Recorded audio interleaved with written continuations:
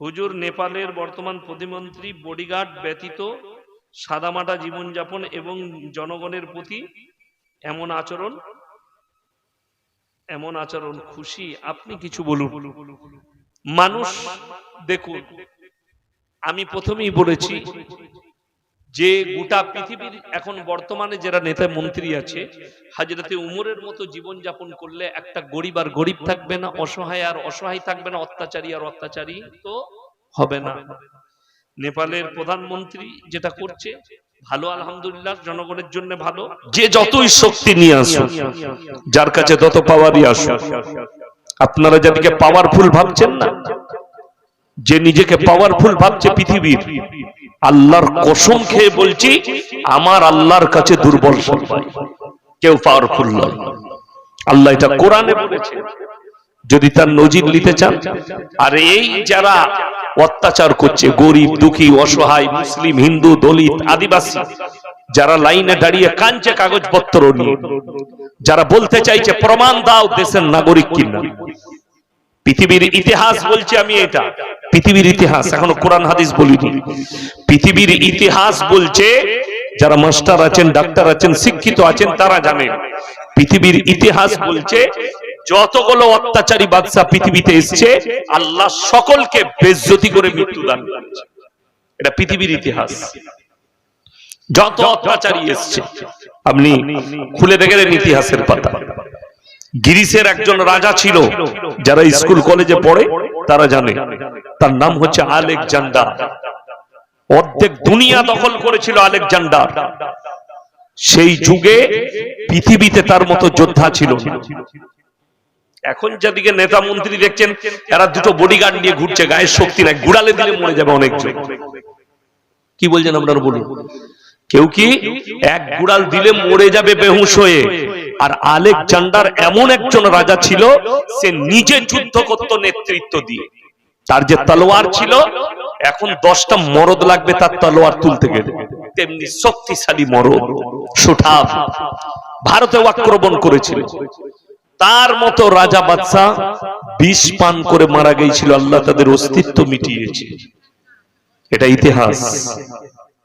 কোরআনে দুজন জালিম বাদশার কথা আছে। কজন বললাম? দুজন অত্যাচারী। একজন হচ্ছে ফেরাউন। একটু এগিয়ে বসুন, এইখানটায় বসুন, ক্যামেরায় আপনাকে যেন দেখতে পাই, লোকে দেখুক। আমি একা মার খাবো না, আপনিও খাবেন। হ্যাঁ, আপনি একটু এইদিকে সরে আসুন, কালকে লোকে দেখবে। হ্যাঁ, পৃথিবীর যতগুলো অত্যাচারী বাদশা এসেছে, তাদের মধ্যে কোরআনে দুজনের নাম আছে। একজন হচ্ছে ফেরাউন, যে মিশরের মাটিতে দাঁড়িয়ে বলেছিল, আনা রাব্বুকুমুল আলা, আমি তোমাদের রব, আর আমার মতো উঁচু পৃথিবীতে কেউ নেই। আল্লাহর কসম, ফিরাউনকে আল্লাহ ইজ্জতের মৃত্যু দিল না বিজ্জতির? বেজ্জতির মৃত্যু। আচ্ছা, আজকে কেউ নিজের ছেলের নাম ফিরাউন রাখবে? রাখবে না। কেন? অত্যাচারী বলে। যাদের কাছে মোবাইল আছে, গুগল আছে, এক্ষুনি সার্চ করুন গুগলে, কি আসবে জানেন? পৃথিবীতে সব থেকে কোন নামটা বেশি রাখা হয়? খ্রিস্টান, কি বললাম? খ্রিস্টান, ইহুদি, নাসারা, মুসলমান। এই চারটা ধর্মে সব থেকে বেশি যে নামটা রাখা হয়, সেটার নাম হচ্ছে মুহাম্মদ। জোরে বলুন সুবহানাল্লাহ। আল্লাহ রাসূল সাল্লাল্লাহু আলাইহি সাল্লামের নাম পৃথিবী জুড়ে সব থেকে বেশি। কেন? তিনি হচ্ছেন পৃথিবীর আদি থেকে অন্ত পর্যন্ত সৃষ্টির শ্রেষ্ঠ। তিনার উপরে পৃথিবীতে সৃষ্টিতে কেউ শ্রেষ্ঠ নেই, তিনি একমাত্র শ্রেষ্ঠ। জোরে বলুন সুবহানাল্লাহ। এই ফিরাউন যাকে তাকে চ্যালেঞ্জ করেনি, আল্লাহকে চ্যালেঞ্জ করেছিল। কাকে বললাম বাবা? আল্লাহকে। যখন তার গণককাররা, মিশরের পণ্ডিতরা বলল, শোনো ফিরাউন, তুমি তো রাজত্ব চালাচ্ছ, কিন্তু এই মিশরের মাটিতে এমন একটা বাচ্চা পয়দা হবে, সে তোমার রাজত্বকে বিনাশ করে দিবে। উপরওয়ালা তাকে পাঠাবে তোমার বিনাশ করার জন্য। ফিরাউন বললে, এত বড় আস্পর্ধা, আল্লাহ বাচ্চা পাঠাবে? এক কাজ করো, যতগুলো বেটা ছেলে পয়দা হবে আজ থেকে কতল করে দাও। রেওয়ায়েতে আছে কোরআনে লাখ লাখ বাচ্চাকে কতল করেছে, শিশু বাচ্চাকে হত্যা করেছে কে? ফিরাউন। কিন্তু আল্লাহর কসম, আল্লাহ এত বড় কুদরতওয়ালা, আল্লাহ এত শক্তিশালী। কোরআন শোনালাম যে একমাত্র মানুষ আল্লাহর কাছে দুর্বল, আমার আল্লাহই হচ্ছেন সবথেকে শক্তিশালী। এই ফিরাউন যে চ্যালেঞ্জ ছুড়লো আসতে দেব না, আল্লাহ তাআলা তার ঘরে মুসা নবীকে লালিত পালিত করলেন দুশমনকে। জোরে বলুন সুবহানাল্লাহ। যখন নীল নদে ভেসে এলো কে? ফিরাউন। এই মুসা নবী, মুসা নামটা কোরআনে আরবিতে লেখা আছে, কিন্তু এটা হচ্ছে আরবি ভাষা লয়, মিশরের সিরওয়ানি ভাষা। যে প্রদেশে ফিরাউনের বাড়ি ছিল, মু মানে পানি, সা মানে ভাসমান কাঠের পাত্র, তাই নাম রাখা হয়েছিল মুসা। পানিতে কাঠের পাত্রের মধ্যে ভেসে এসেছিল। যখনই বাস্ক খোলা হয়েছে, দেখছে একটা সুন্দর ফুটফুটে ছেলে খেলা করছে, তিনি মুসা নবী। তো এই ফিরাউন তার স্ত্রী আসিয়াকে কি বলল জানে? এই বাচ্চাটাই মনে হচ্ছে আমার দুশমন, একে কতল করতে হবে। এখানে যারা বসে আছে, শুধু আমরা মৌলবীরা নয়, আপনারা সকলে, শুধু আপনারা নয়, আমরা মৌলবীরা যারা আমরা বসে আছি, আমাদের মারদানগি শুধু বাইরে চলে। আপনি গিয়ে, এই আমি জলসায় এসেছি, এই পানি নিয়ে এসো, এই চা নিয়ে এসো, আনছি হুজুর, ফুটানি। অফিসার অফিসে গিয়ে, এই নরেন চা নিয়ে আয়, স্যার আনছি, ছুটে চা আনতে যাবে। কিন্তু ঘরে যদি বউকে বলা হয় তাড়াতাড়ি চা দাও, চুপ করে বসো, আমি কাজ করছি, দেখতে পাওনি, ওইখানে সব মাল ঠান্ডা। ফিরাউন বললে একে কতল করতে হবে। বিবি আসিয়া কি উত্তর দিয়েছে শুনেলেন? কুররাতু আইনুল লি ওয়ালাক লা তাকতুলু, চুপ করে যাও, একে তুমি হত্যা করতে পাবে না, এই বাচ্চাটাকে সন্তান হিসাবে লালিত করব, এই বাচ্চাটাই তোমার আর আমার চোখকে ঠান্ডা করবে। ফিরাউন বলছে তুমি যখন বলছো আর অসুবিধা নেই, তাহলে মানুষ করো। জোরে বলুন সুবহানাল্লাহ। কোলে তুলে নিল, ফিরাউনের কোলে, বিবি আসিয়ার কোলে, রাজ দরবারে লালিত পালিত হচ্ছে। আল্লাহ চ্যালেঞ্জকে অ্যাকসেপ্ট করেছে। আল্লাহ যাকে রাখবে, পৃথিবীর কেউ তাকে মৃত্যু দিতে, জোরে বলুন সুবহানাল্লাহ। দুশমনের ঘরে লালিত পালিত করলেন, পৃথিবীকে চমকে দিলেন, বেইজ্জতির সঙ্গে ফিরাউনকে মৃত্যু দিয়েছে। নমরুদ বলে একটা বাদশার কথা কোরআনে এসেছে, ইব্রাহিম আলাইহিস সালাতু ওয়াস সালামকে আগুনে নিক্ষেপ করেছিল যে পুড়িয়ে মেরে দেবো। সে আমাদের দেবদেবীদিকে গালি দিয়েছে, আমাদের দেবদেবীগুলোকে ভাঙচুর করেছে, অর্থাৎ একে হত্যা করে দাও আগুনে পুড়িয়ে। ইব্রাহিম নবী আল্লাহর কাছে মাদদ চাইলেন, আল্লাহ তুমি ছাড়া কোনো উপায় নেই। আমার আল্লাহ রাব্বুল আলামিন আগুনকে হুকুম জারি করলেন। কি হুকুম দিলেন? কুল্লা ইয়া নারু কুনি বারদান ওয়া সালামান আলা ইব্রাহিম, আগুন তুমি ঠান্ডা হও আমার নবীর জন্য। আমার ইব্রাহিমের একটা পশমকে তুমি জ্বালাতে পারবে না। আল্লাহর কসম, riwayate আছে আগুন একটা পশমকে জ্বালাতে পারেনি। জোরে বলুন সুবহানাল্লাহ। এই নমরুদকে আল্লাহ বেইজ্জতির সঙ্গে মৃত্যু দিয়েছিল। তো যাদিকে পাওয়ারফুল দেখছেন, আপনাকে আমি দুটো কোরআন শোনালাম, ইতিহাস শোনালাম। এই 2023 থেকে এই 26 চলছে, 26 এর মার্চ মাস না এপ্রিল চলছে, এই তারিখ পর্যন্ত, আজকে 23 থেকে আজকের তারিখ পর্যন্ত 4টা পৃথিবীর রাষ্ট্র নেতাকে, শাসককে আল্লাহ বেইজ্জতি করে দেশ ছাড়া করে দিয়েছে। নাম্বার 1, শ্রীলঙ্কার প্রধানমন্ত্রী দেশ ছেড়ে পালিয়েছে। তার দেশের মন্ত্রীদের পাছা ফাটিয়ে দিয়েছে, জনতা এত মার মেরেছে। মোবাইলে যাদের ইউটিউব আছে খুলে দেখুন এখনই, নাহলে আপনার বাড়িতে মোবাইল থাকলে কাল সকালে শ্রীলঙ্কা বলে খুলে দেখবেন, তার মন্ত্রীদের বাড়িগুলো পর্যন্ত আগুন ধরিয়ে দিয়েছে, এত মার মেরেছে, সব পালিয়ে গেছে দেশ ছেড়ে, সেনারা দেশ চালাচ্ছে। নাম্বার 2, রাজহাঁসের মাংস, পাতি হাঁসের মাংস, গোলদা চিংড়ি, পাবদা, ইলিশ মাছের পাতুড়ি, ভেটকি মাছের পকোড়া, টেবিলে, ডাইনিং টেবিলে খানা রেডি। যে ডাইনিং টেবিলে খাবেন, ডাইনিং টেবিলের দাম হচ্ছে 21 লক্ষ টাকা, বসে খাবেন। 20 লাখ 22 লাখ টাকার ডাইনিং টেবিল, ম্যাডাম গোসল করছেন, বেরিয়ে খানা খাবেন, ডাইনিং টেবিলে খানা রেডি, শাড়ি পরছেন, সেনাপ্রধান চলে এলো, আপনার কাছে মাত্র 40 মিনিট সময় আছে, যা গুটাবেন গুটান, জনস্রোত আসছে আপনাকে হত্যা করে দিবে, এক্ষুনি বেরিয়ে পালাতে হবে। 40 মিনিটের ভেতরে রাঁধা ভাত আমার আল্লাহ খেতে দেয়নি, ডাইনিং টেবিলে খাবার পড়ে রয়েছে, দেশ ছেড়ে পালাতে হয়েছে বেজ্জতি হয়ে, রাঁধা ভাত আমার আল্লাহ খেতে দেয়নি। সেই মেহমানটা আমাদের দেশই আছে, আমি নাম লব না, সমঝদারও কে লিয়ে ইশারা কাফি। যারা বুদ্ধিমান তারা বুঝতে পারছেন আমি কার জন্য বলছি। আল্লাহ রাঁধা ভাত খেতে দেয়নি, ভাতগুলো খেলো কে? বিদ্রোহীরা যারা আন্দোলন করে এসেছিল, সেই সমস্ত যুবক লোক, তারা টেবিলে বসে ইলিশ মাছ যা তকদিরে আল্লাহ যা লেগেছিল সবাই খেয়ে নিল, কিন্তু তাকে আল্লাহ খেতে দেয়। ডাইনিং টেবিল তার, খানা তার, আল্লাহ তার রুজি মাপেনি, তাকে দেশ ছেড়ে পালাতে হয়েছে বেজ্জতি হয়ে। নাম্বার 3, বাশার আল আসাদ, সিরিয়ার প্রেসিডেন্ট, এত অত্যাচার করেছে, দামেস্কের মসজিদে 27 বছর নামাজ হতে দেয়। কেন বললাম দামেস্কের মসজিদ? কিয়ামতের যতগুলো বড় আলামত আছে, দামেস্কের ওই মসজিদটা একটা বড় আলামত। ইমাম মেহেদী ইমামতি করবেন, দাজ্জালের অভিভাব চলবে পৃথিবীর বুকে, আল্লাহ রাব্বুল আলামিন হযরতে ঈসা মসিহকে ওই মসজিদেই নামাবেন। জোরে বলুন সুবহানাল্লাহ। তার গোডাউনে 4.5 কোটি টাকার গাড়ি পড়ে আছে। কোথায় পালিয়েছে আল্লাহ ছাড়া, সে ছাড়া জানে না কোথায় লুকিয়েছে। বিদ্রোহীরা পেলেই হত্যা করে দিত। এখনো 6 মাস হয়নি, নেপালের প্রধানমন্ত্রী দেশ ছেড়ে পালিয়েছে, তার দেশের মন্ত্রীরা হেলিকপ্টারে করে ঝুড়ে ঝুড়ে পালিয়েছে। একজনকে দেখলাম পানিতে ছুটছে, প্যান্টটা ছিঁড়ে গেছে, লাল আন্ডার প্যান্টটা বেরিয়ে গেছে, লোকে তার পাছায় বাড়ি মারছে।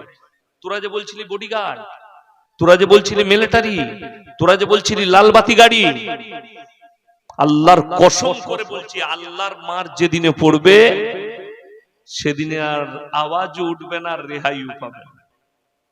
জেনে রেখে দিবেন, এই ভারতের পশ্চিম বাংলার হিন্দু, মুসলিম, দলিত, আদিবাসী, মাতুয়া যারা লাইনে দাঁড়িয়ে চোখের পানি ফেলাচ্ছে, এদের চোখের পানিটা আল্লাহ যেদিনে কবুল করে নিবে, তোমরাও আন্ডারপ্যান্ট খোলারও সময় পাবে। লেখে রেখে দেন। আমি খালি আপনাদেরকে বলবো, সবর করুন, ধৈর্য ধারণ করুন, আল্লাহর উপরে ভরসা রাখুন। আপনি যখন দুনিয়াতে এসেছেন, রুজির ব্যবস্থা আল্লাহ করবেন।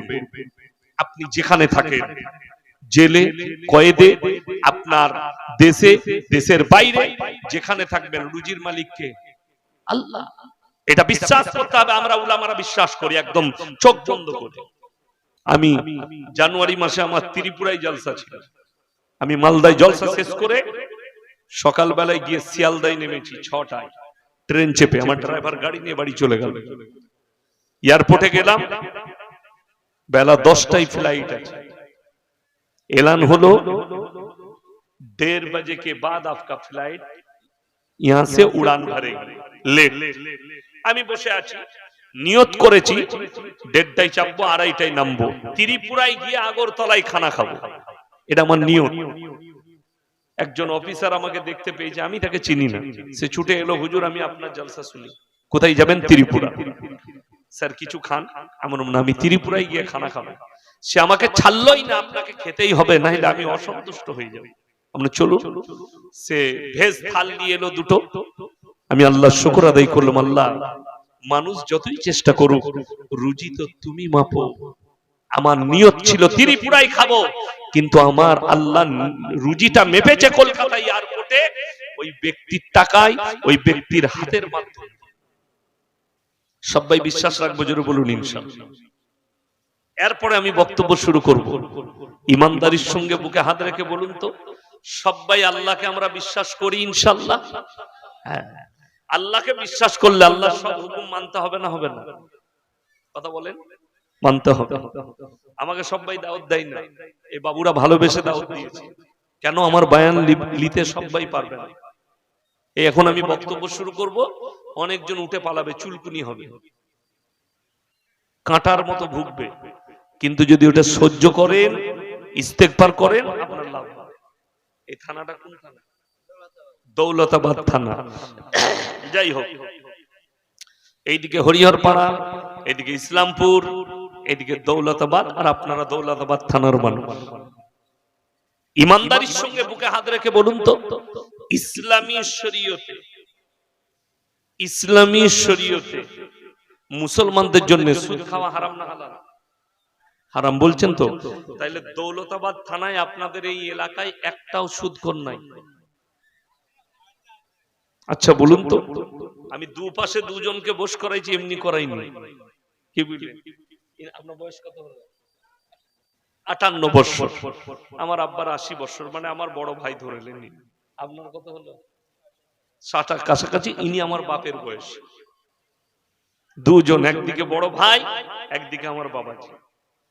ইনাদিকে জিজ্ঞেস করুন। এবং আমরা তিনজন, ইনি ইমাম, ইনি ইমামে আজম, আর হাম তো হ্যায় ছোটে মোটে আদমি, সব থেকে ছোট আমি। ইনাদের জুতো সোজা করতে হবে। সম্মানী ব্যক্তি ইনারা। ইমানদারির সঙ্গে বলুন তো, এই যে সুদ হারাম, এটা কি আমাদের মৌলবীদের কথা না আমার আল্লাহর কথা? কোরআনে আছে ওয়াহাল্লাল্লাহুল বাইয়া ওয়া হারামার রিবা। সুদকে হারাম করেছি, ব্যবসাকে হালাল করেছি। আমি চ্যালেঞ্জ ছুড়ে বললাম, আমি আছি স্টেজে, আপনাকে টাইম দিলাম 1 ঘন্টার ভেতরে আপনার এলাকার যে কোনো বাপের বেটা মৌলবীকে স্টেজে নিয়ে আসুন, ক্যামেরা চলছে, সে খালি বলে দিবে সুদ হালাল। আল্লাহর কসম কাল থেকে আর আমি জলসা করব। চ্যালেঞ্জ এটা। ব্যবসা করে খাবো, মাদ্রাসা করি, মাদ্রাসা করে খাবো, তাছাড়া জলসা করব না। কেউ যদি বলে দিতে পারে কেমন হারাম? কোন ব্যক্তি মুসলমান হারাম শুনে নেওয়ার পরে সে যদি সুদ খায়, সর্বপ্রথম সে আল্লাহর সঙ্গে যুদ্ধ ঘোষণা করে। তার সঙ্গে বললাম বাবা, আল্লাহর সঙ্গে যুদ্ধ ঘোষণা করলো। নাম্বার 2, রাসূল আকরাম সাল্লাল্লাহু আলাইহি সাল্লামের হাদিস, কোন ব্যক্তি যদি হারাম জানার পরে সুদ খায়, এই লোকটা সর্বনিম্ন স্তরের পাপ করলো, নিজের জন্মদাতা মায়ের সঙ্গে জিনা করার পাপ করলো। বলুন নাউযুবিল্লাহ। জিনা করার পাপ। আপনি ভেবে দেখুন, আপনি হারাম জানার পরে সুদ খাচ্ছেন, তার মানে আপনি জিনা করার পাপ করছেন মায়ের সাথে, হারাম জেনে। নাম্বার 2, গাঁজা মদ হারাম না হালাল? হারাম। আমি আপনার দৌলতাবাদ থানায় প্রমাণ দেবো, মুসলিম ছেলে মদ পান করছে, মদ বিক্রি করছে, গাঁজা পান করছে, গাঁজা বিক্রি করছে। ঠিক বললাম না ভুল বললাম? আপনাদেরকে একটা তথ্য দিয়ে যাব মুর্শিদাবাদের, কখনো সময় হলে গিয়ে দেখে আসবেন যে ইয়াসিন সাহেব মিথ্যা বলে গেল না কথাটা সত্য। আমার পরীক্ষিত, আমার বন্ধুগণ, আমার ভাই, আপনি যখন বহরমপুর থেকে হাই রোড ধরবেন মালদা যাবার জন্য, কোথায় যাবার বললাম? মালদা যদি যান গাড়ি নিয়ে কিংবা বাসে, পলসন্ডা মোড় পার করে একটা ধাবা আছে, পাপ্পুদা ধাবা, পাঞ্জাবি। আমি একদিন ঢুকলাম, প্রায় ঢুকি। আমার সর্বপ্রথম যেদিনে ঢুকলাম সেদিন আমার মনটা ভালো হয়ে গেল, যে এত সুন্দর হোটেল, সেখানে 3টে বোর্ড দিয়ে আছে। একটা দিয়ে আছে ধূমপান নিষেধ। কি পান? বিড়ি সিগারেট নিষেধ। এখন একটা কথা এই মধ্যখানে বলে দিই, আমাদের দেশে অনেক মুসল্লি আছে, ফজরের পরে বিড়ি না খেলে হাগাই হয় না। ঠিক বললাম না? রাগ করেন না? আচ্ছা বলুন তো, ইমাম সাহেব আমরা মৌলবীরা বিড়ি সিগারেট খেলে আমাদের পেছনে নামাজ পড়বেন? কথা বলেন না? তখন বলবে ওই মৌলবী বিড়ি খেয়েছে, ওই মৌলবী সিগারেট খেয়েছে, ওর পেছনে নামাজ হবে না। তাইলে যদি ইমামের পেছনে নামাজ না হয় বিড়ি সিগারেট খেলে, তাহলে ইমামের পেছনে তুই কি করে নামাজ পড়িস? তোমার জন্য হালাল কে বলে দিলে? ইমামের জন্য হারাম, তুমি ফতোয়া দিয়েছো, আর তোমার জন্য হালাল। নাম্বার 2 যেটা দিয়ে আছে, মদ পান করা নিষেধ এবং প্রশাসনিক বোর্ড। নাম্বার 3 যেটা আছে সেটা হচ্ছে মদ বিক্রি নিষেধ। আমি তাকে জিজ্ঞেস করলাম, 2 ভাই পাঞ্জাবিদের, আমি বললাম ভাই আপনার হোটেলের বোর্ড দেখে আমাকে খুব ভালো লাগলো। কি উত্তর দিল জানেন? স্যার, আমি যেখানে ব্যবসা করছি এখানে 85% মুসলমান, আর আমার 80% কাস্টমার মুসলমান, আর আমি জানি আপনাদের ধর্মে মদ স্পর্শ করা হারাম। তাহলে আপনার ধর্মটাকে সে কতটা খোঁজ রেখেছে। ব্যবসার খাতিরে মুসলমানদের আকীদা যেন নষ্ট না হয়, ঈমান যেন নষ্ট না হয়, তাই আমি যে জায়গায় ব্যবসা করছি এখানে মুসলিম বেশি, আমি মদের কারবার করব না। অথচ তার হোটেল থেকে উমরপুরের দিকে চলুন, বেলডাঙ্গার দিকে চলুন, আমি দেখিয়ে দেবো মুসলিম ছেলে হাই রোডের উপরে হোটেল করেছে, হারামখোর লাইসেন্স বার করে মদ বিক্রি করেছে। আর গাঁজা বেচার স্টাইল আলাদা। এই মৌলবীরা আমরা খুঁজে পাবো না। আমি এখন জলসাই এলাম, মুর্শিদাবাদে অনেকগুলো ভালো ভালো চায়ের দোকান আছে বিভিন্ন জায়গায়। একটা বালির ঘাটে চা পাওয়া যায়, তাই না? খুব ভালো।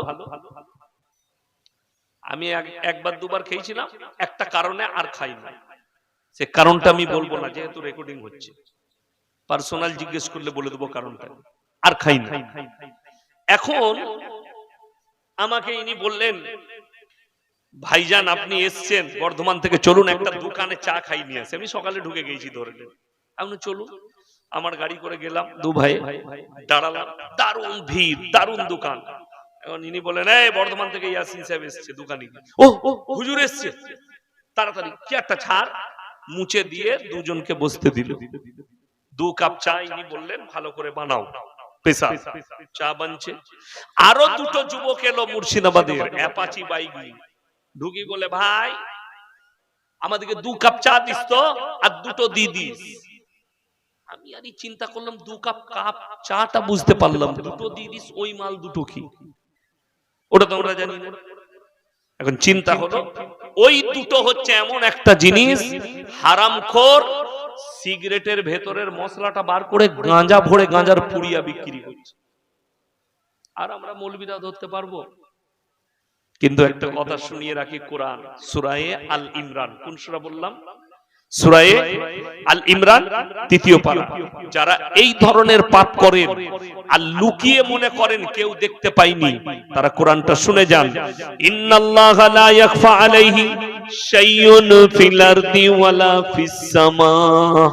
হে আমার নবী বলো, আসমান আর জমিনের মধ্যে যা কিছু আছে, কোন জিনিসটাই আমার আল্লাহর কাছে গোপন নেই। তোমরা অন্তরে কথা বলো, আমি আল্লাহ অবশ্যই শুনতে পাই। জোরে বলুন সুবহানাল্লাহ। আচ্ছা, আল্লাহ যদি অন্তরের কথা শুনতে পায়, আপনার পাপ হবে? খালি আমরা মৌলবীরা জানতে পারলাম। যেমন অনেকজন আমাদেরকে দেখে কি বলে জানেন? মৌলবীরা ইংরেজি জানে না, সুদটা বলে ইন্টেস্ট, বল ইন্টেস্ট। এই হুজুররা বুঝে না। আচ্ছা, আল্লাহ ইংরেজি কথা বুঝেন না? বুঝেন না?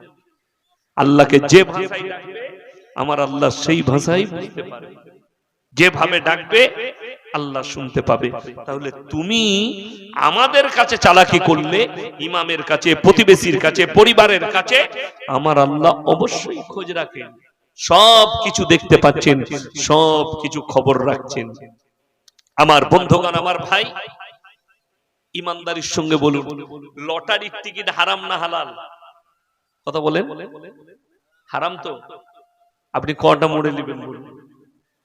এই যে ঘোষপাড়া না কি, ওটা ভেঙে এলাম আমি, মেন রোড ঘোষপাড়া, ওইখানে চলুন, দৌলতাবাদে চলুন, ইসলামপুরে চলুন, ডোমকলে চলুন, আপনার যে মোড়টাই যাবেন মুর্শিদাবাদে, আমি দেখি দেবো মুসলিম ছেলে কাউন্টার লাগিয়ে লটারি বিক্রি করছে, লটারি কিনছেও মুসলমান। ঠিক বললাম না ভুল বললাম? এখন যে লোকটা লটারি বেচছে, এমাল জুম্মার দিনে ফাঁস কাতারে আতর লাগিয়ে বসে পড়ে। কথাটা বুঝতে পারেন? অনেকজন, আমি বললাম না আমার কথাগুলো কাঁটার মতো ফুটবে। দুপাশে দুজন আলেম বসে আছে, ইনারা যদি হালাল বলতে পারে আল্লাহর কসম, এক্ষুনি আমি 1 লক্ষ টাকা ইনাদের মোবাইলে ট্রান্সফার করে আমি বাড়ি চলে যাব। খালি হালাল প্রমাণ করি দেখ দুজন, কোরআন হাদিস দ্বারা। আর আমি বলছি হারাম, এটাকে কেউ হালাল করতে পারবে না। যে সমস্ত যুবকরা আমাদিকে মৌলবীদিকে জিজ্ঞেস করছে হারাম হবার দলিল দেন, কোরআনে তো লটারির কথা লেখা নেই। অনেকজন বলছে অনেক নেমো খারাপ, মানে যা হোক করে হালাল করব, মৌলবীরা বললি পারলি। সর্বপ্রথম ভাগ্যের মালিক কে? কথা বলে না? আল্লাহ। যদি ভাগ্যের মালিক আল্লাহ হয়, একটা মুসলিম লটারির দোকানে গিয়ে বলছে এই 20 ঘরটা আমাকে দে, এটা আমার লাকি নম্বর, এটাতে আমার ভাগ্য পড়ে, তার মানে তুমি ওই নম্বরটাকে ভাগ্যের মালিক মনে করেছো, অথচ ভাগ্যের মালিক হচ্ছে আল্লাহ। যদি আপনার আকীদা আর বিশ্বাস আছে যে এই নম্বরটার দ্বারাই আমার ভাগ্য পরিবর্তন হচ্ছে, এই কাগজটার দ্বারাই আমার ভাগ্য পরিবর্তন হচ্ছে, তোমার ঈমান নষ্ট হয়ে যাবে। কালমা পড়ে তোমাকে ইস্তেগফার করে আবার ইসলামে ফিরে আসতে হবে। জুয়া খেলা ইসলামে হারাম, লটারিটা হারাম, কোন হালতে কেউ হালাল করতে পারবে না। সুদ হারাম। ইসলামে গান বাজনা হালাল না হারাম বলুন? হারাম তো, জোরে বলেন না কেন হারাম? আপনাদের এখানে মনে হয় আলহামদুলিল্লাহ বিয়ে শাদীতে গান বাজনা হয় না, খুব কম। আচ্ছা বলুন তো, আমি মুর্শিদাবাদে দেখি দেবো, আমার কাছে ফটো আছে মোবাইল আপলোড করা, যে ঈদ উপলক্ষে বুগি বুগি ড্যান্স মুর্শিদাবাদের মাটিতে, আমার কাছে ফটো আছে। স্টেজে গান হচ্ছে আর নাচছে কে জানে? একজন চাচা, বুড়ো চাচা, মুখে দাড়ি পাকা, জিন্সের প্যান্ট পরে নাচছে চাচা, এত ভালো লাগছে। ঈদ উপলক্ষে বুগি বুগি ড্যান্স, ঈদ উপলক্ষে ফাংশন। কে বলে দিল আপনাকে? কোথায় পেলেন? ও নিজেও জানে। ইমানদারির সঙ্গে বলুন, লটারির টিকিট হালাল হলে এই ৬,০০০ টাকায় আর ৩,০০০ টাকায় আর ৫,০০০ টাকায় তোমার মসজিদে আমরা ইমামতি করতাম। তোমাদের রোজ একটা করে লটারি কাটতাম, ১ কোটি পড়ে গেলেই মসজিদ বুঝে লিখে আমি বাড়ি যাচ্ছি। হারাম বলি তো কাটতে পারি না। এত জলসা, এত মাদ্রাসা, এত মসজিদ, এত মেহনত চলছে, এত দাওয়াত তাবলীগের মেহনত। ১ কোটির ওপরে লোক ইজতেমায় হাজির হয়েছে দোয়ার জন্য। ঠিক বললাম না ভুল বললাম? পুইনানে ইজতেমা হয়েছিল, ১ কোটির বেশি লোক। কত মানুষ মুর্শিদাবাদ থেকে গেছে, ডোমকল থেকে, ইসলামপুর থেকে, আপনাদের এলাকা থেকে। কেন? দোয়া করব, অত লোক দোয়া করবে, দোয়া কবুল হয়ে যাবে। আপনি জলসায় চলে এসেছেন, ইয়াসিন সাহেব লাস্টে দোয়া করবে, একটু দোয়ায় শরীক হব, আল্লাহ যদি কবুল করে লাই। তুমি দোয়া করছো মসজিদে এসে, তুমি দোয়া করছো ইজতেমায় গিয়ে, তুমি দোয়া করছো জলসায়, হাত তুলে আল্লাহকে বলছো, আল্লাহ আমার দোয়াকে কবুল করে নাও, আমার কামায়ে বরকত দাও। তুমি কোনোদিন এই মৌলবীদিকে জিজ্ঞেস করেছো যে হুজুর দোয়া কবুলিয়াতের জন্য প্রথম শর্তটা কি আছে? কোনদিন জিজ্ঞেস করনি। কেন? প্রথম শর্ত হচ্ছে হালাল খাওয়া।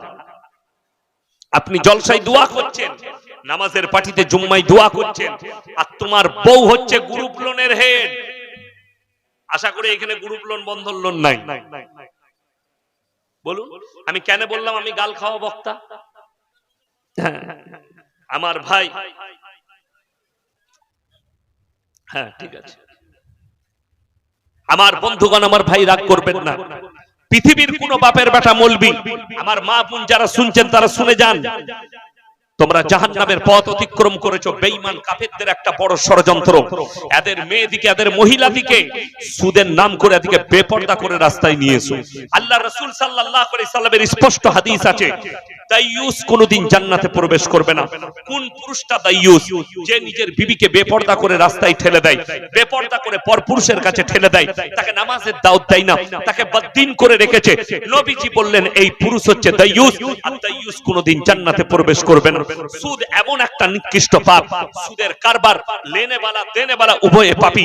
তাদের মধ্যখানে যে দালালি করবে, যে লেখালেখি করবে, যে কোনো ভাবে যুক্ত থাকবে, সবাই পাপীর হকদার হবে।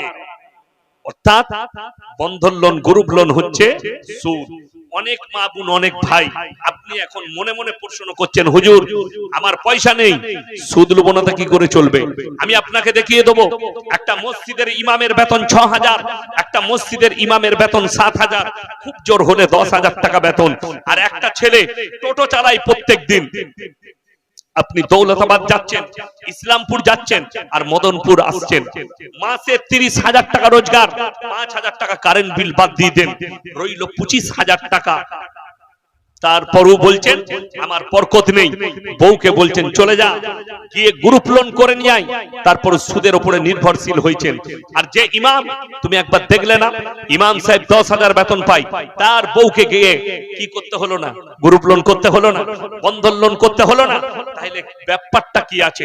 আল্লাহ রাসূল সাল্লাল্লাহু আলাইহি সাল্লামের হাদিস, যারা আল্লাহর রাস্তায় দ্বীনের পথে থাকবে, আল্লাহ মৃত্যুকাল পর্যন্ত ইজ্জতের রুজি দান করবেন। জোরে বলুন সুবহানাল্লাহ।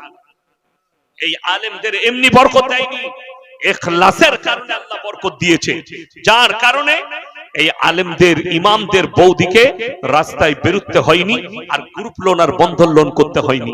আমার বন্ধুগণ, আমার ভাই, অবাক হবেন, আজকে সবাই হাত তুলে বলুন তো, 5 ওয়াক্তের নামাজ পড়া ফরজ না ফরজ নয়? ফরজ। আমি আপনাকে দেখিয়ে দেবো আমাদের সমাজে 98% লোক বেনামাজি। 100টার মধ্যে 90টা লোক নামাজই পড়ে না। ঠিক বললাম না ভুল বললাম? অথচ তারা মুসলিম বলে দাবি করে। আমার রাসূল বললেন, যার নামাজ নেই তার মধ্যে ইসলাম নেই। অনেকজন বলছেন নামাজ কি? কোরআনে আছে ইন্নাস সালাতা তানহা আনিল ফাহশাই ওয়াল মুনকার। নিশ্চয়ই নামাজ এমন একটা ইবাদত, মানুষ নামাজ পড়লে নামাজটা দিকে খারাপ কাজ থেকে সরিয়ে ভালো কাজের দিকে নিয়ে যায়। এখন অনেক লোক বলে না, হুজুর নামাজ পড়ে কি করব? নামাজিরা তো চুরি করে, হারামখোর নামাজিরা চোর। চোর নামাজি সাজেন, নামাজি কোনদিন চোর। কথাটা বুঝতে পেরেছেন না? পারেন? কেউ দাড়ি রেখেছে, লম্বা জামা লাগিয়েছে, টুপি পড়েছে, আমাদের মতো পাঞ্জাবি রেখেছে, দিয়ে সেই লোকটা জিনা করলো, আপনি বলছেন আলেমরা জিনাখোর। আলেম কখনো জিনাখোর হতে পারে না, জিনাখোর আলেম সাজে। মাথায় রাখবেন, ধর্ষণকারী আলেম সাজে, আলেম কখনো ধর্ষণকারী নয়। চোর নামাজি সাজে, নামাজি কখনো চোর নয়। কেন? এটা বিশ্বাসই নেই আমাদের আলেমদের যে কেউ প্রকৃত নামাজি হবে আর সে চুরি করবে। কোরআন বলে দিয়েছে নামাজ পড়লে নামাজটা দিকে ভালো কাজের দিকে নিয়ে যাবো। আমাদের সমাজে 3টে কোয়ালিটির নামাজি আছে। কটা বললাম? 3টে। 5 ওয়াক্তের, জুম্মার, আর ঈদ আর বকরা ঈদের। ঈদের দিনে লাপাই কোন মাল কটা? ওই কটাই লাপাই। পেছনে আসবে, হুজুর নিয়তটা বলে দিন তো। নিয়ত নিয়ে কি করবি বে? দরুদ শরীফ জানে না, আত্তাহিয়াতু জানে না, দোয়া মাশুরা জানে না, রুকু সিজদা তাসবিহ জানে না। ও বলছে খালি নিয়তটা বলে দাও, ধুয়ে খাবে নিয়ত নিয়ে, দিয়ে জান্নাতে যাবে। বড় কষ্ট। আমি আপনার গ্রামে মদনপুরে প্রমাণ দেবো, আজকে বলে যাচ্ছি, কাল থেকে লক্ষ্য রাখবেন, যদি প্রমাণ না পান আমাকে ফোন করে বলবেন আপনি মিথ্যা বলে গেছেন। আপনার এলাকায় প্রমাণ দেবো আমি। কোন মানুষের মাইয়াত হলো, মারা গেল, জোহরের নামাজের পরে জানাজা হবে, হয় না? হয় না? এলান হয়ে গেল। আচ্ছা, ইনারা আছেন আমার পাশে আলেমরা, কেউ যদি জানাজার নামাজ ছেড়ে দেয় কোনো গুনাহ আছে? কোনো গুনাহ নাই। কিন্তু কোন ব্যক্তি যদি জেনে শুনে ফরজ নামাজ ছাড়ে, গুনাহে কবিরা, বড় গুনাহ, নিজে থেকে জেনে শুনে নামাজ ছাড়ছে। আপনাকে আমি দেখিয়ে দেবো, মাইয়াত বাড়িতে, গ্রামে মাইয়াত হয়েছে, জোহরের পরে জানাজার নামাজ হবে, নামাজিরা 5 ওয়াক্তের নামাজিরা উজু করে মসজিদে নামাজ আদায় করছে, আর কিছু আউলিয়া আছে উজু করে দাঁড়িয়ে আছে, ও শুধু খালি জানাজার নামাজ পড়ে। ঠিক বললাম না? তুমি বলছো জান্নাতে যাব, আরে তোর জানাজার নামাজ পড়া না পড়া দুটোই সমান। কেন? জানাজার নামাজ কেউ যদি ছেড়ে দেয় কোনো পাপ নেই, কিন্তু জেনে শুনে তুমি উজু করে দাঁড়িয়ে আছো রাস্তায়, আর মসজিদে নামাজ হচ্ছে, তুমি নামাজ আদায়, বড় কষ্টের বিষয়। অথচ রাসূল বলেছে যার নামাজ নেই তার মধ্যে ইসলাম নেই। আমি আর আমার আব্বাজি, আমার এলাকায় আমার আব্বার কুটুম, এখন তো আমাদের দুটো কুটুম, আমার মায়ের কুলের, আব্বার কুলের, তাই না? দুদিকে। তো আমার আব্বার কুলের একটা কুটুম, আমার আত্মীয় খুব কাছে, ইন্তেকাল করলো আমার এলাকায়। তো সেই মসজিদে ইমাম হচ্ছে আমাদের ছাত্র। তাকে ফোন করলাম, এই জানাজার নামাজ কটা? বলে হুজুর আসর পড়ে। আমরা বাপ বেটা যাচ্ছি। গেলাম, উজু করে মসজিদে বসেছি, নামাজ পড়লাম। বিশ্বাস করুন, আল্লাহর কসম করে বলে যাচ্ছি, নাহলে আপনারা বিশ্বাস করবেন না। আল্লাহর কসম মিথ্যাতে খাওয়া যায় না, সত্যই। আমার আব্বাজিকে কোনোদিন যদি দেখা পান, ঘটনাটা শোনাবেন, আপনার ছেলে বলে গেছে মিথ্যা না সত্য।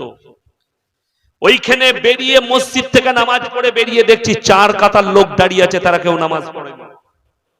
নামাজি যারা 5 ওয়াক্তের তারা পেছনের কাতারে, আর বেনামাজিরা সামনের কাতারে জানাজা হচ্ছে। কত কষ্টের বিষয়, দুঃখের বিষয়। অথচ সামনে, চোখের সামনে মসজিদে নামাজ হচ্ছে, নামাজ আদায় করে। আর একটা দল আছে, ও চায়ের দোকানে খুঁজে পাবেন ফজরের পরে নামাজিরা নামাজ পড়ে ইমাম সাহেব গিয়ে চায়ের দোকানে বসেছে, ও এখন চোখ মুছেছে, একখান চা দে তো ভাই। ইমাম সাহেব আর মুসল্লিরা বলে, তুই ভোরে বেলায় উঠছিস, নামাজটা পড়িস না কেন? ও আমি নামাজ না পড়তে পারি, তোমাদের থেকে ইমানটা আমার ভালোই আছে। এরকম মাল আছে না? গাদা আছে, নামাজ পড়ে না কিন্তু বলে ইমান আমার ঠিক আছে।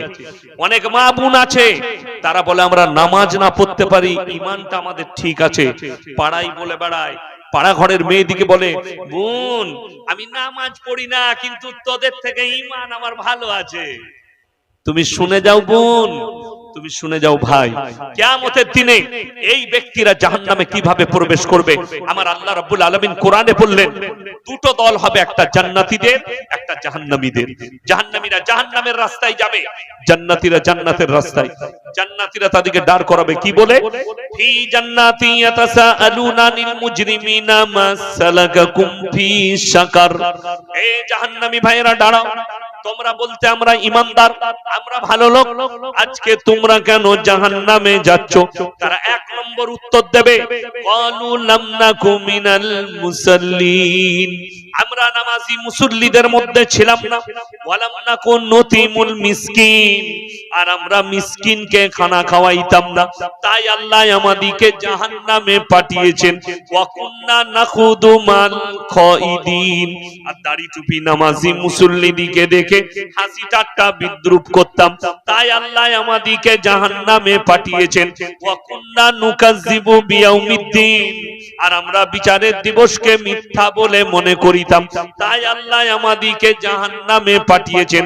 আমার আল্লাহ রাব্বুল আলামিন কিয়ামতের দিনে, যেদিনে জাহান্নামকে দাঁড় করাবেন, আর 70,000 ফেরেশতা জাহান্নামকে ধরে থাকবে টেনে শিকল দিয়ে, জাহান্নাম তর্জন গর্জন দেবে, জাহান্নামের লিলিহান শিকাম আগুন উপর দিকে উঠবে। আমার আল্লাহ রাব্বুল আলামিন কোরআনে বললেন, কোরআন সূরা সিজদা, জাহান্নামীরা যখন দেখতে পাবে, তারা মাথা নত করে আল্লাহর কাছে কাঁদতে থাকবে, আর তারা বলবে, রব্বানা ইয়াবসারনা ওয়াসামিনা ফারজিনা নামাল সলিহান ইন্না মুকিনুন। ওগো আল্লাহ, আজকে আমরা জাহান্নামের লিলিহান শিকা দেখতে পেলাম, তর্জন গর্জন শুনতে পাচ্ছি, আর একবার আমাদেরকে দুনিয়াতে ফিরিয়ে দাও, ভালো কাজ করব, নেক কাজ করব, নেক আমল করে আনবো। আমার আল্লাহ উত্তর দেবেন, লাআমলান্না জাহান্নামা মিনাল জিন্নাতি ওয়ান নাসি আজমাইন, আজকে আমি জাহান্নামকে জিন এবং ইনসান দ্বারা পরিপূর্ণ করব। এটা কোরআন। এই অবস্থায় তারা আল্লাহর কাছে তখন ধিক্কার করে কি বলবে জানেন? আফসোস করে, ওয়ায়াকুলুল কাফিরু ইয়া লাইতানি কুনতু তুরাবা, আজকের দিনে আমরা মানুষ না হয়ে যদি মাটি হতাম, আমাদের জন্য কতটা মঙ্গলের হতো। আমরা মানুষ না হয়ে মাটি হলে আজকে আমাদের জন্য বড় মঙ্গল হতো, বড় ভালো হতো। সেদিনে আফসোস করে কোনো লাভ থাকবে না। সবাই হাত তুলে বলুন, আমরা 5 ওয়াক্তের নামাজি হব ইনশাআল্লাহ। হাত তুলেন তো, সকলে জোরে বলুন ইনশাআল্লাহ। নামাজ ছাড়বেন না, বিবিকে দাওয়াত দেন। শুনলেন রাসূল সাল্লাল্লাহু আলাইহি সাল্লামের হাদিসটা, যারা নামাজ পড়েন না, যারা নামাজ পড়েন তারাও শুনে যান। যারা 5 ওয়াক্তের নামাজি হবে, রাসূল সাল্লাল্লাহু আলাইহি সাল্লাম হাদিস বর্ণনা করলেন, তাদের মৃত্যুকাল পর্যন্ত আল্লাহ তাআলা কোনোদিন রুজিতে কমি দিবেন না। জোরে বলুন সুবহানাল্লাহ। মৃত্যুকাল পর্যন্ত কোনদিন রুজিতে কমি দিবেন না। শুনেলেন, ভালো মন্দ খাওয়ার নাম রুজি নয়। ভালো মন্দ অনেকজন পায়, পাই না? পাই না? আপনাকে দেখিয়ে দেবো, একটা বড় লোক, কোটিপতি লোক, সে গেছে বহরমপুর একটা দামি হোটেলে। দামি কি হোটেলে বললাম? দামি হোটেলে গেছে, সেখানে সে বসেছে, ভাই 1 প্লেট চিকেন তন্দুরি দে, 1 প্লেট মালাই কুপ্তা দে, সব নিচ্ছে, আর একটা মদের বোতল দে। আচ্ছা বলুন তো, সেটা ইজ্জতের খানা না বেজ্জতির? বেজ্জতির খানা। তাকে যে দিবে সে ঘৃণা করে দিবে, যে বেটারটা দিবে ইজ্জত করবে না। আমি এই আসার সময় দৌলতাবাদ পেরিয়েছি, বাঁ হাতে একটা রেস্টুরেন্ট আছে না, আলো জ্বলে, হ্যাঁ, ওই বাবুর সঙ্গে আমার ভালো পরিচিত, আল্লাহ ওর কামায়ে বরকত দেখ। তো আমি ওখানে এইদিকে এলি, ওর কাছে দাঁড়িয়ে কফি ফফি খাই। তো আমি দাঁড়িয়েছি, মালিক ছিল, তো সঙ্গে সঙ্গে বললে, হুজুর কি খাবেন? এমন কিছুই খাবো না, একটা বিস্কুট দেন, অনেকক্ষণ বেরিয়েছি, আর এক কাপ কফি খাবো। খাওয়ার পরে জলের বোতল নিলাম। আমি বললাম, ভাই কত বিল হয়েছে? বলে, হুজুর এর লজ্জা দিবেন না আপনি, এইটা হচ্ছে ইজ্জতের রুজি, এটার নাম ইজ্জতের রুজি। কফিটা কুমা হতে পারে, পানির বোতলটা কুমা হতে পারে, কিন্তু ইজ্জত করে খাওয়ানো, সাদা প্লেটে বিস্কুট দেওয়া, এটাই হচ্ছে ইজ্জত। ভেবে দেখুন, মসজিদে একজন ইমাম, মাস্টারের বাড়ি, ডাক্তারের বাড়ি থেকে খানা আসে, বুইয়ে দিয়ে যায়, আপনি